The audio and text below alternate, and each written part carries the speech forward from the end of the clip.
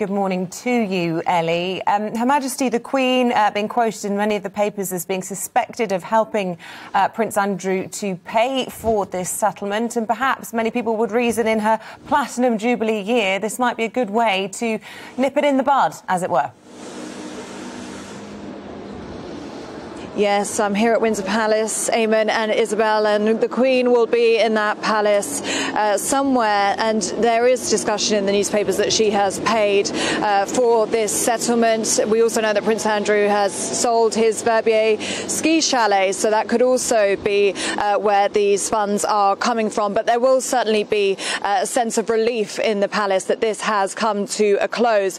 I think it's safe to say that this was a shock statement yesterday. It did come out of the blue.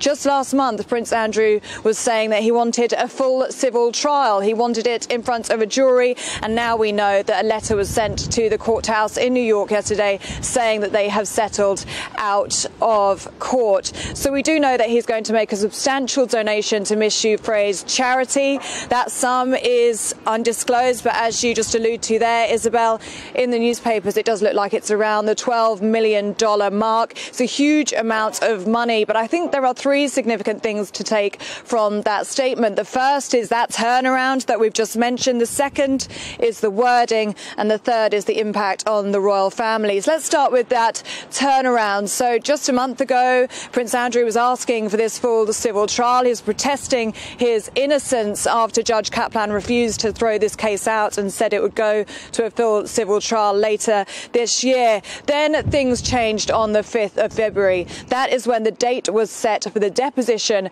between Prince Andrew and Virginia Giuffre's lawyers. And it was clear then that Prince Andrew would go under oath for 2 days in a deposition with David Boys, who is Virginia Giuffre's lawyers. Now, he is an absolute legal mastermind. He's a fantastic cross-examiner, and it looks as though Prince Andrew's lawyers at that point decided that it was probably best he didn't go into a deposition or indeed take the stand or a civil trial. And it looks as though they were in about 10 days of negotiations, and then yesterday on the 15th of February that settlement was indeed reached.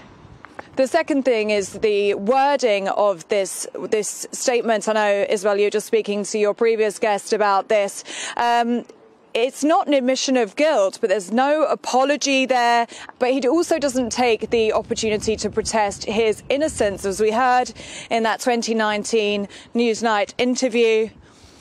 He has always protested his innocence and always said he's done nothing wrong. This wasn't said in the statement. He instead said that he regretted his relationship with Epstein and supported the fight against the evils of sex trafficking. Indeed, speaking about Miss Giuffre's character, he said that she was an established victim of abuse and the result of unfair public attack. And that's complete 180 to what we've seen from Prince Andrew's language, or indeed his lawyer's language in the past. Just a month ago, they were saying that she was looking for another payday, as she had done so with Epstein. So this is a statement of empathy. This is a statement of acknowledgement, completely in contrast to what we've seen before. And finally, the response from the royal family. Nothing from the palace as of yet, nothing from Buckingham Palace, nothing from Prince Andrew's lawyers either. But it does look as though he will not be returning to the fold in the centre of the royal family.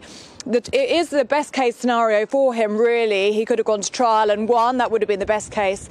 But this way, he's had no admission of guilt and he's not been found guilty of any crime. And it will be a huge relief for the Queen's Jubilee year, which would have been a huge distraction if this case was going along parallel to this one. But his reputation has been damaged by his relationship with Jeffrey Epstein and by Ghislaine Maxwell. Indeed, in the court of public opinion, rightly or wrongly, that will still be held against him.